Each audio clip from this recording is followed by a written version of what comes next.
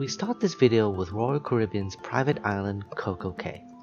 We spent most of our time snorkeling, but there are other things to do, but we decided just mainly stick to snorkeling.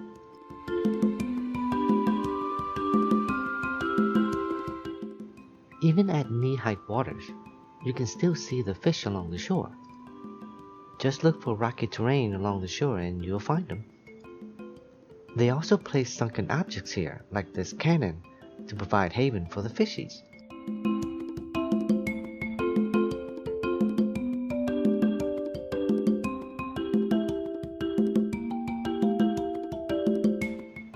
For this trip, I decided to leave my main camera at home. I only bought my GoPro for filming. I really didn't need the big camera on this trip. I left out a lot of events on this trip actually, simply because I just forgot to film it.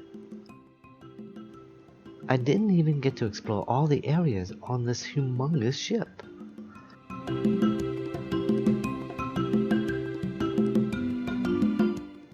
The ship is so smooth that you can even ice skate here.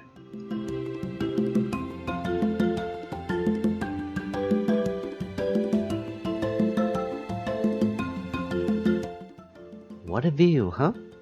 Even the buildings are even lower than the ship. Not a bad spot to have breakfast here. We booked an excursion for the shuttle Atlantis. From the cruise port, they will shuttle you to the main Atlantis building, pick up some more passengers, and then shuttle you again to the south.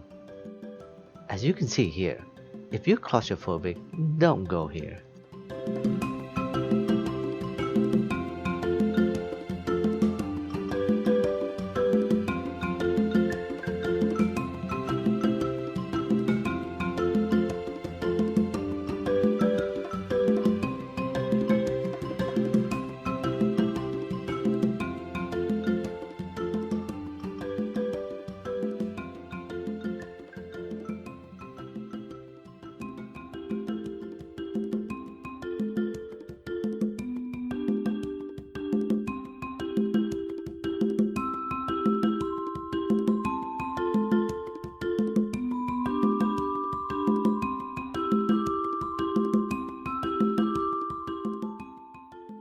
As you can see, Cozumel is a very popular spot for cruise ships, and it does get busy at the port.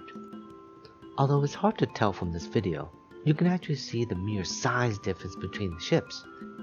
That's an Oasis class ship for you. I know, some will say that it's just a large petri dish.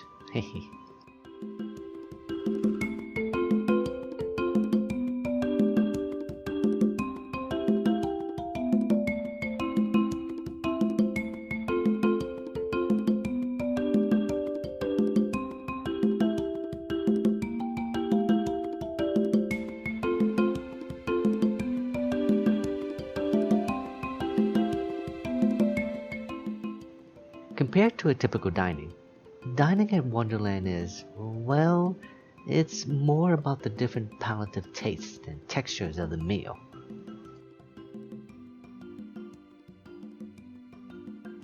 You need to be Remy as opposed to Emile here to appreciate the dining. But I know I'll probably just hawk it down.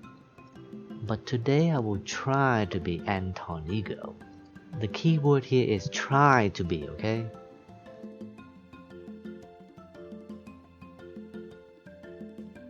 Now earlier I said that I only brought my GoPro for filming.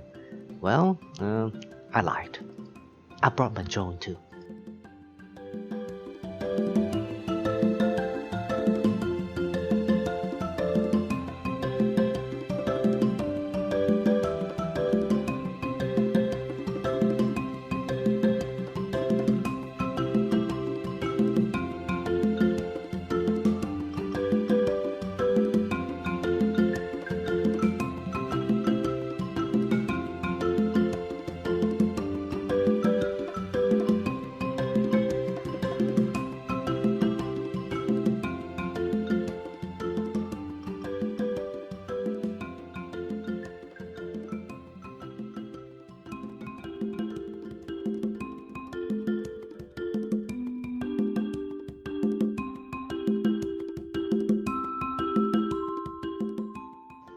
Now, we booked this excursion outside of Royal Caribbean, and I was surprised that we were the only ones who booked this particular one.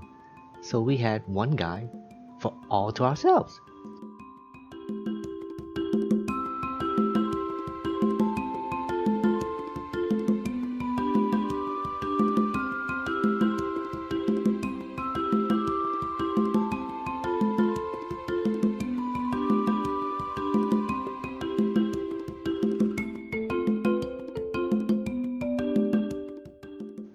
Back at the ship, we decided to do an escape room, which I thought was well worth it, although I decided not to film it.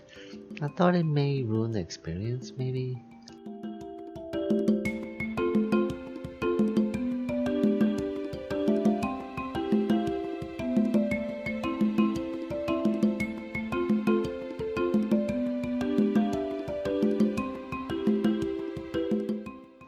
The number one challenge for practically every cruise is not to gain too much weight. Good luck on that one.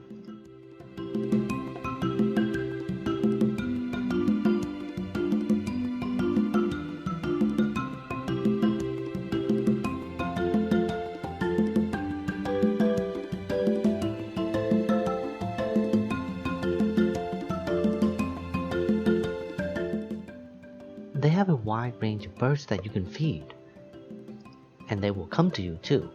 I suggest you go there early, because the longer you wait, they may be fully fed by the time you get there. Apparently this one on my head seems to want something other than food. Now you have to hold the cup tight too, or else they may just grab the entire cup, in which they kind of did that later on.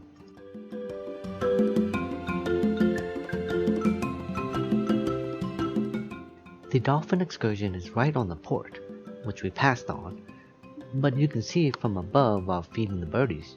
Some dolphin excursions in the Caribbean won't let you take pictures up close, but here it looks like you can take them from any angle.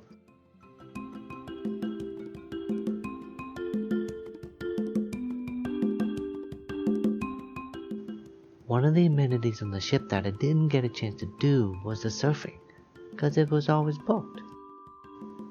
But one of the main reasons why I chose Harmony of the Seas was the Aqua Theater. You can see it during the day, but my suggestion is to watch it at night. That's when you want to see it. Now, I wouldn't compare this to like a Cirque du Soleil or anything like in Vegas. It's more about the choreographing than anything else, but it was nice nonetheless.